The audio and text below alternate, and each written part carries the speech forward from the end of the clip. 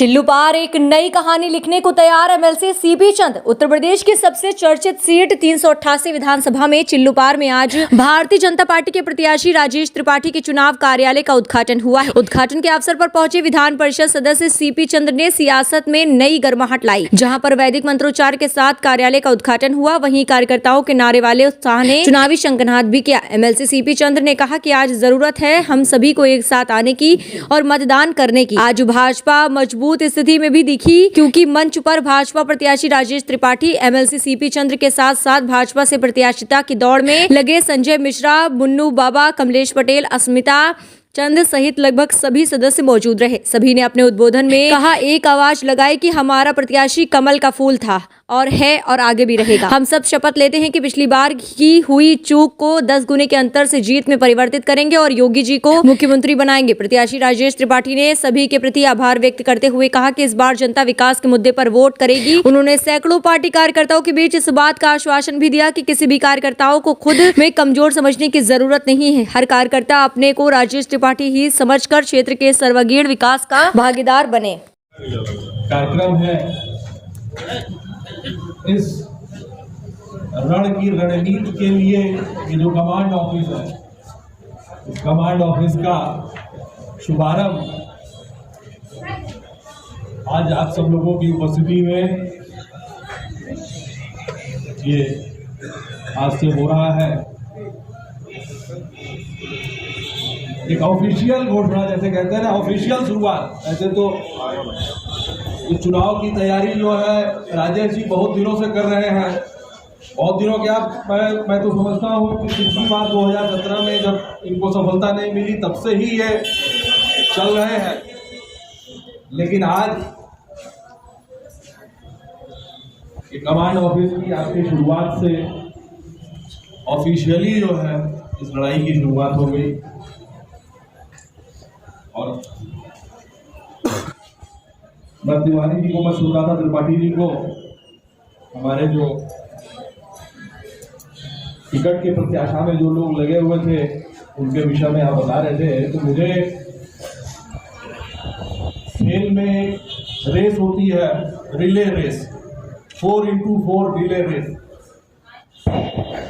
जिसमें एक पैटर्न लेकर के दौड़ना होता है और हर धावक जो है दूसरे को पकड़ाता है आगे से, वो आगे की रेस वो पूरी करता है।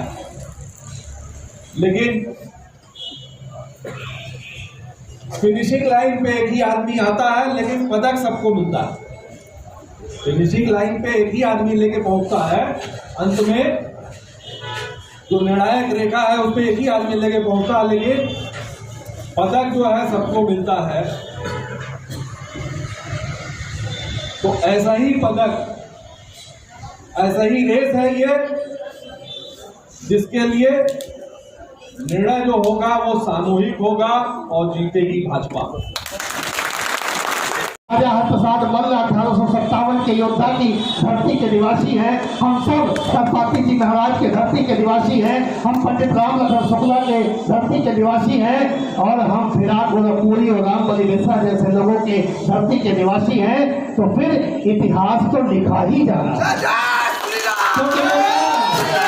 क्योंकि मैं ये कह रहा हूँ ऑलरेडी अपने मुख्यमंत्री को साक्षी मानकर, बात केवल कमल खिलाने की नहीं है। योगी जी की सरकार तो 100% बनने जा रही है। पूरी की पूरी मीडिया, चाहे वो प्रिंट मीडिया हो, इलेक्ट्रॉनिक मीडिया हो, हिंदुस्तान की मीडिया हो, हिंदुस्तान के बाहर की मीडिया हो, प्राइवेट मीडिया हो, सरकारी मीडिया हो, सारी मीडिया ये कह चुकी है कि 100% भाजपा की सरकार, योगी सरकार 2 आने जा रही है। लेकिन बात इतिहास लिखने की हो रही है। इतिहास जैसा कि ऑलरेडी मुन्नू बाबू ने बताया, 1952 में आजादी के बाद जब जनसंघ पहली बार यहाँ 57 में लड़ा था, और तब श्री भागवत तिवारी जी केवल 2300 वोट से चुनाव हार गए थे। ऑलरेडी पंडित टी.एन. मिश्र जी जब चुनाव लड़े थे 1992 में, तो केवल 3400 वोटों से चुनाव हार गए थे। 2017 में आपका यह बेटा, आपका भाई जब चुनाव लड़ा था तो 3200 वोटों से चुनाव हार गया। ये जो 2000 से 3000 के बीच का आंकड़ा है, ये कसक है। और ये दशक कैसे पूरे दशक के साथ पूरा करना है, उसी के लिए ये आज चुनाव कार्यालय का उद्घाटन हुआ। हमारे बीच में आशीर्वाद देने के लिए हमारे प्रत्याशियों ने जो दावेदार थे यहाँ, उन्होंने अपनी बात रखी। मैं ये दावे से कह सकता हूँ, इनमें से किसी को भी अगर टिकट मिलता तो भी इतिहास लिखा जाता। इसे कदम तोड़ना रही। राजेश से तनिक भी कम मुन्नू मिश्रा नहीं है, राजेश से तनिक भी कम तो बहन अस्मिता चंदी नहीं है, राजेश से तनिक भी कम बल्कि अधिक कह लीजिए ये सारे लोग हैं, चाहे कमलेश पटेल जी हो या कोई हो। मगर संगठन की अपनी मजबूरी है, मांगते 4 लोग हैं, 10 लोग हैं। सर, अभी फेसबुक पर मैंने देखा 2 दिन पहले से एक वायरल चल रहा है कि आपने किसी को धमकी दिया है। नहीं, धमकी नहीं दिया है, धमकी क्यों देंगे। मेरा सिर्फ ये था कि हमारे कार्यकर्ताओं के साथ कहीं कोई अभद्रता करेगा तो उसको चेतावनी तो दी, पहली चेतावनी तो दी ही जानी चाहिए। धमकी नहीं इसको कहेंगे। मैं चेतावनी ये दे रहा हूँ कि आप चुनाव लड़ें, वोट मांगें। वोट मांगने में कोई दिक्कत नहीं है, जनता को पसंद करने में जनता जिसको चाहेगी बटन दबाएगी। लेकिन अगर आप दबाव की राजनीति करना चाहेंगे तो वो संभव नहीं है, वो ज़माना गया। तो क्या साथ इन्होंने अपनी पारी की शुरुआत की है, इस अभियान की शुरुआत की है, तो उसको अब वो धमकी माने तो अलग बात है, लेकिन धमक के साथ इन्होंने शुरू किया। धमकी नहीं है, धमक। तो सर, क्या ये माना जाए कि पहले के राजेश त्रिपाठी जी में और वर्तमान में अंतर हो चुका है? राजेश वही हैं, 5 साल बूढ़े हो गए हैं, ये अंतर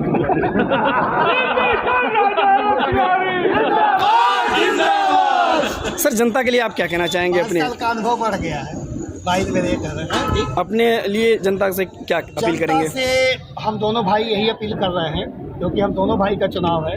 3 तारीख को हमारे लिए मतदान है, 3 विधान परिषद का चुनाव होगा, वो 7 तारीख को होगा।